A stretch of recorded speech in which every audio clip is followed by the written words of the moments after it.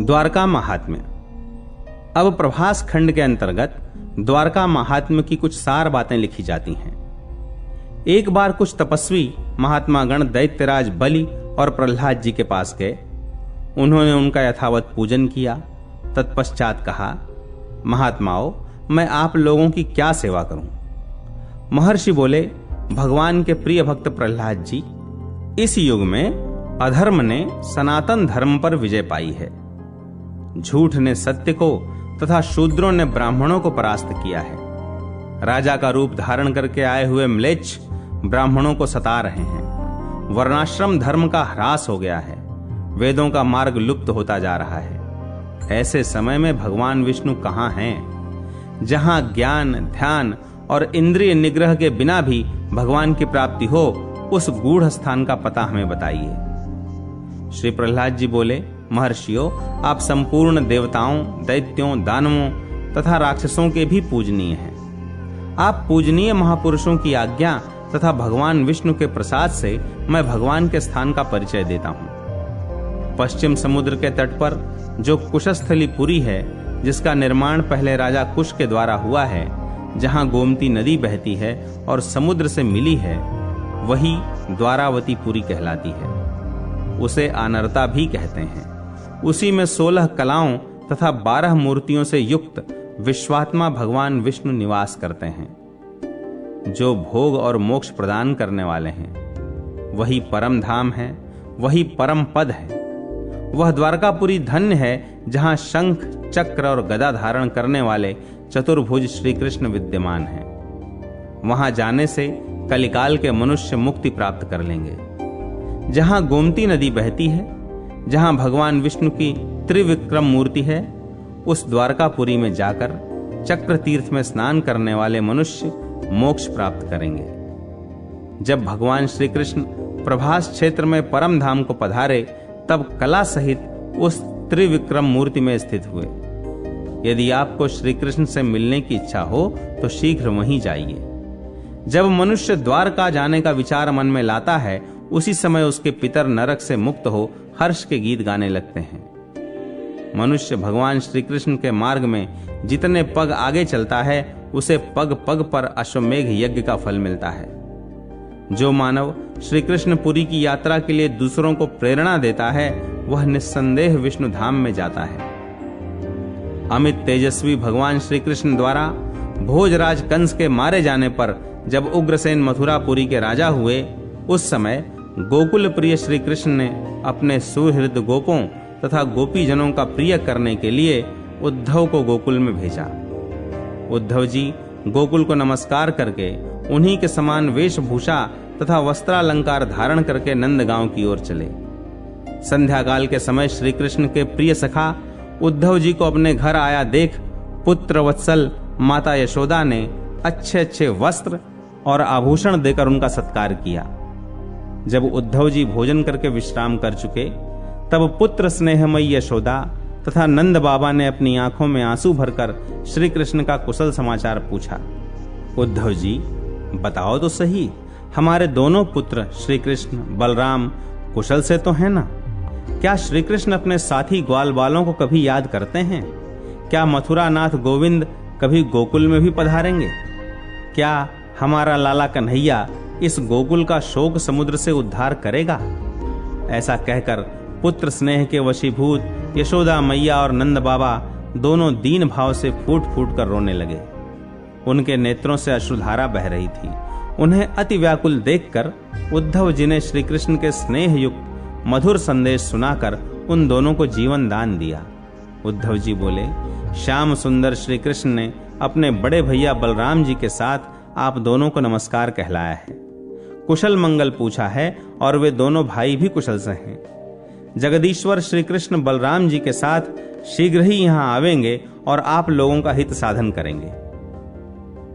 श्री कृष्ण किसी वेशभूषा धारण किए कौन आए हैं?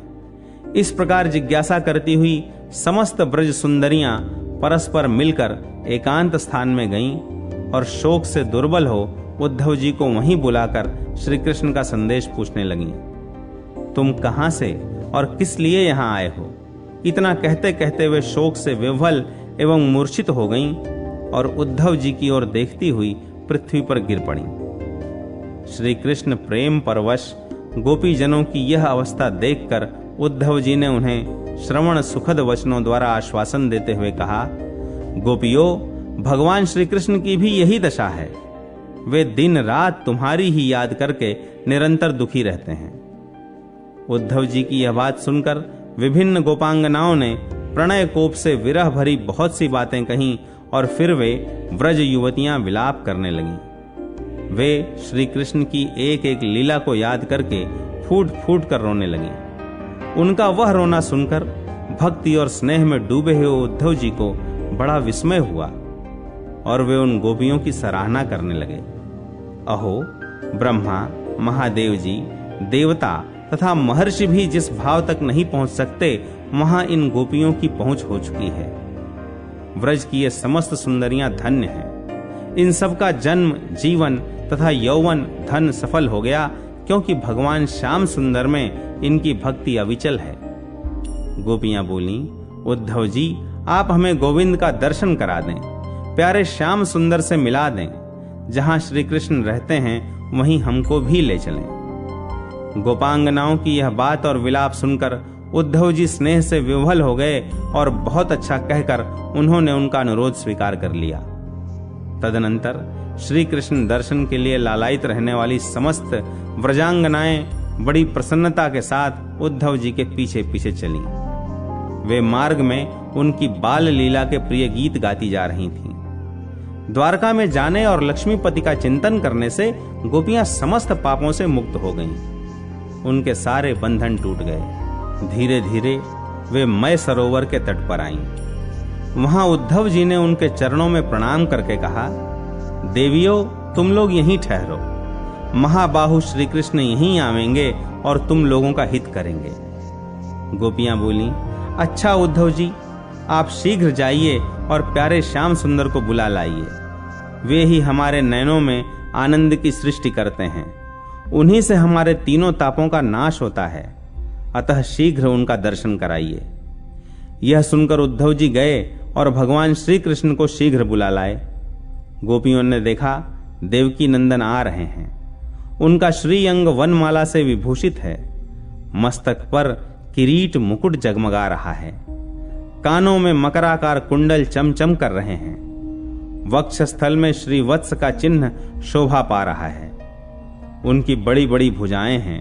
उन्होंने रेशमी पीतांबर पहन रखा है। तीनों लोकों में सबसे अधिक सुंदर और सबका मन मोह लेने वाले अपने प्रियतम श्याम सुंदर को दीर्घ काल के बाद देखकर श्री कृष्ण प्रिया गोपियां प्रेमोवेश से मूर्छित हो गईं। कुछ देर के बाद जब वे सचेत हुईं, तब इस प्रकार विलाप करने लगीं, हा नाथ, हा प्राणवल्लभ, हा स्वामिन, हा व्रजेश्वर, हा मनमोहन।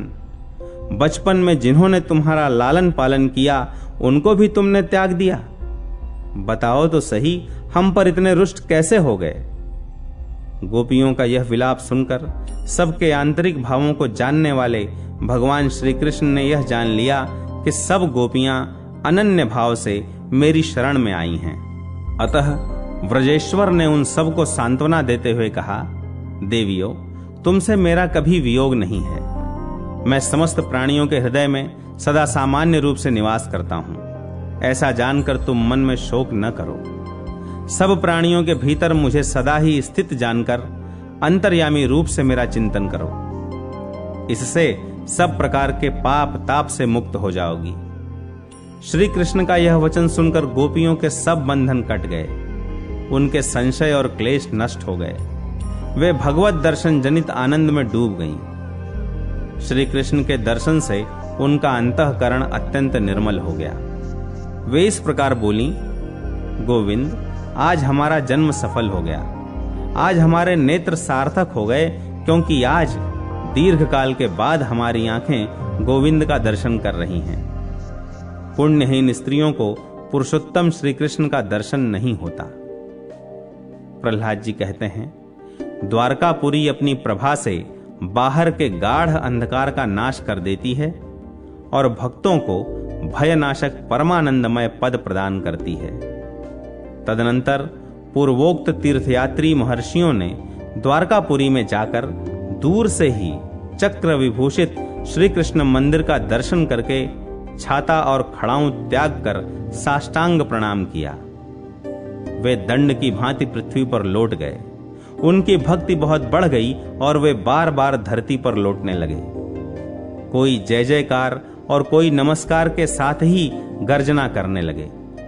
दूसरे लोग परमानंद में मग्न होकर स्तुति सुनाने लगे। सभी महर्षि तथा वहां प्रकट हुए सभी तीर्थ आनंद के आंसू बहाते हुए प्रेम गदगद वाणी में भगवान की स्तुति करने लगे।